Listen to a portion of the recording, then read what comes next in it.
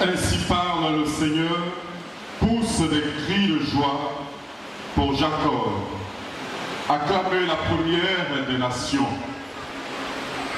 En ce 30e dimanche du temps ordinaire, toute la jeunesse d'Agouville, unie au Père aumônier de chaque paroisse,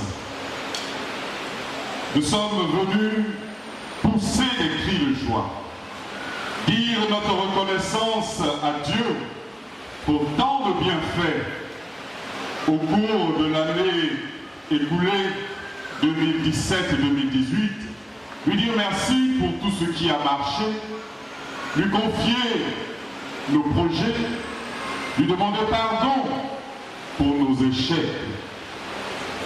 Aujourd'hui, nous sommes dans la joie, nous sommes dans l'allégresse.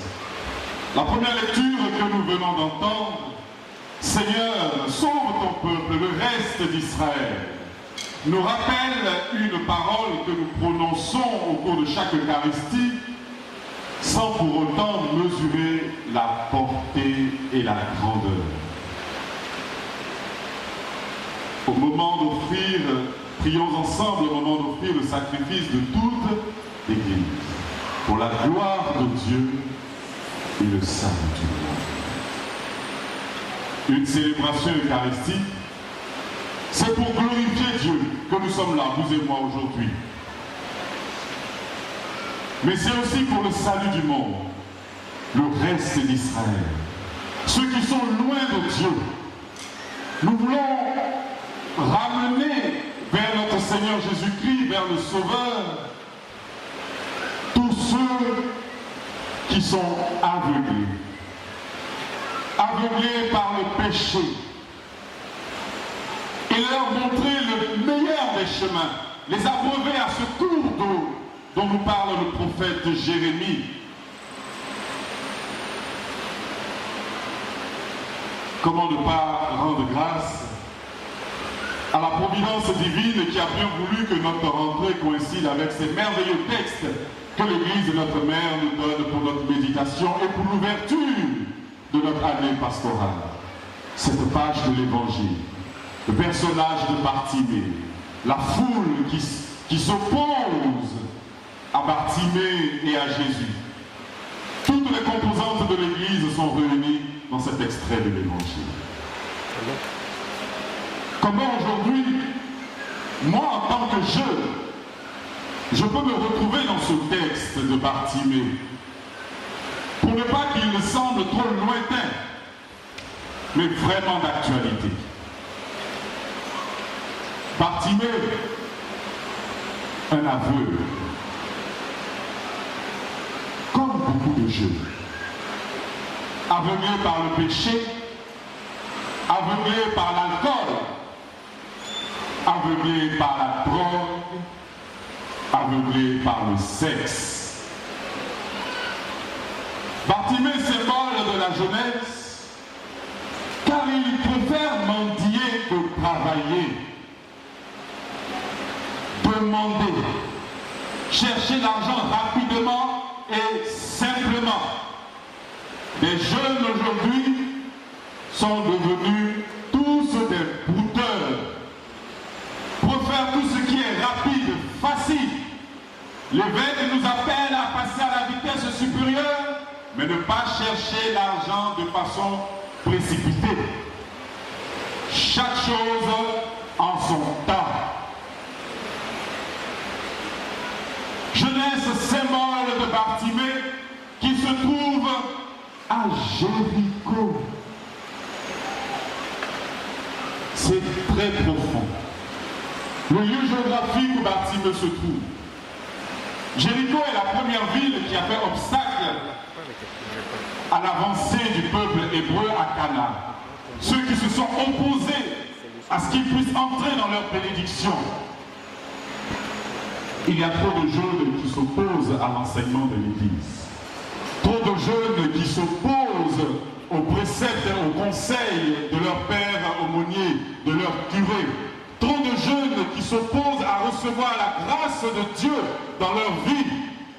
Trop de jeunes qui s'opposent à recevoir la vie, la véritable vie, la vie en Jésus-Christ. Et Bartimée se met au bord du chemin. Il n'est pas sur le chemin, il se met au bord. Combien de jeunes ne sont pas au bord du chemin? Au bord de l'église. Pas parce qu'ils sont athées, pas parce qu'ils ne croient pas en Dieu, non. Parce qu'ils préfèrent veiller dans les bars que de veiller dans l'église. Ils préfèrent les jeux vidéo que d'entrer dans les groupes de théâtre de différentes paroisses. Voici pourquoi ils sont au bord du chemin. Aujourd'hui, l'Église vous invite à vous tourner vers Jésus-Christ, lumière du monde, pour qu'il ouvre les yeux de la jeunesse. Et pourquoi ces jeunes? Pourquoi Bartimée est alors au bord du chemin? Pourquoi il s'oppose à la grâce de Dieu? Parce que justement, il s'appelle Bartimée, fils de l'impureté. Il se trouve au bord du chemin, mais au cœur du péché. Ça, ce sont les jeunes qu'on ne voit absolument pas sur la paroisse, inactifs. Ils sont dans aucun mouvement.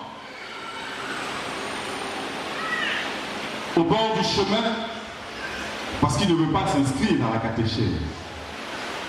Parce qu'il préfère recevoir d'autres enseignements. Être instruit par Internet qui souvent vous dit des choses qui ne sont pas justes et vraies. Mais le miracle peut avoir lieu. Jeunesse d'Acoville, tu peux ouvrir les yeux à l'unique condition de jeter ton manteau. Le manteau, c'est le symbole de notre protection, c'est le matériel. Quand les jeunes vont se détacher du matériel, de cet amour désordonné qu'ils ont pour le matériel, ils auront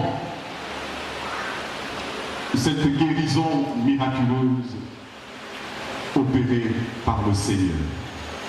Le manteau, c'est pour paraître. Souvent, il y a des gens, ils n'ont pas l'argent, mais ils ont de belles tenues. Puis quand tu vois, on dit, vaut mieux faire envie que pitié.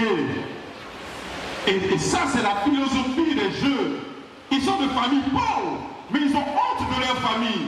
Alors ils vont voler pour se faire passer pour des DJ, pour des acteurs, plein de manteaux qui ne sont pas leur tenue, leur véritable apparence.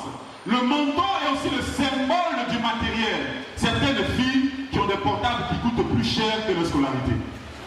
Débarrassez-vous de ces manteaux. Il faut que Bartimée laisse son manteau pour être léger, pour courir et passer à la vitesse supérieure et s'engager.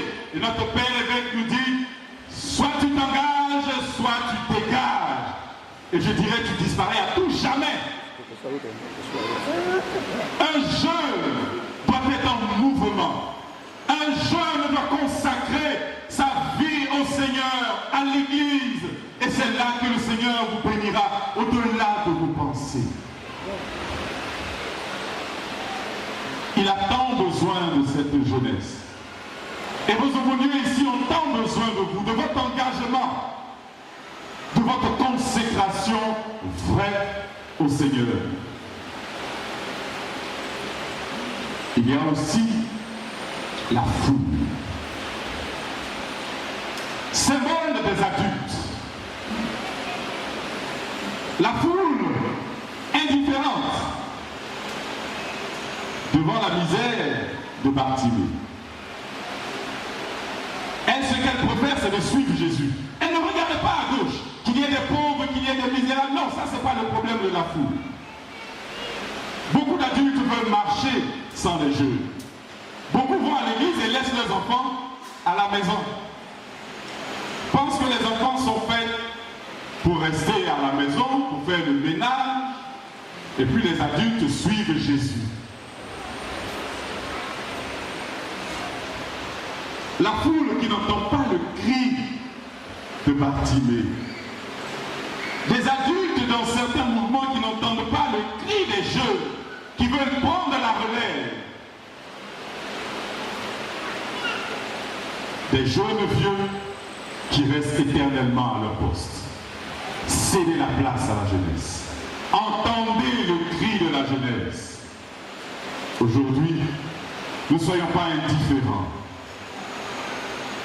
Il y a tant de cris que pousse la jeunesse. Des cris d'injustice, des cris contre la manipulation des politiciens, les cris des jeunes orphelins, abusés et maltraités par les tuteurs et les tutrices, les cris des jeunes à l'endroit des aumôniers, absents souvent aux rencontres. Entendons le cri de la jeunesse, entendons le cri de cœur des jeunes. C'est aussi le cri de cœur de Dieu. La foule se dit, oh, tais-toi. Mais qu'est-ce qu'on va faire avec les jeunes? On a besoin d'adultes, on a besoin de personnes qui travaillent, on a besoin de hauts cadres. Et puis les jeunes, ce sont des bons à rien, ce sont des Bartimée, ce sont des fils de l'impureté. Mais l'auteur sacré dit Bartimée, fils de Timée. Ce qui veut dire fils de l'impureté, mais Timée, fils d'honneur.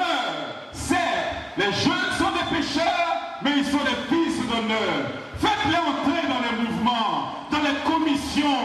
Ils sont la joie de Dieu, l'espérance de l'Église. Nous n'avons pas le droit de marcher sans eux. Vous êtes des Timée, des fils d'honneur, quelles que soient vos faiblesses. Nous devons vous regarder avec compassion, car c'est pour ça que nous avons été désignés, choisis comme prêtres, pris au milieu des peuples, comme dit la seconde lecture, pour exercer un sacerdoce ministériel, plein de compassion. Et je voudrais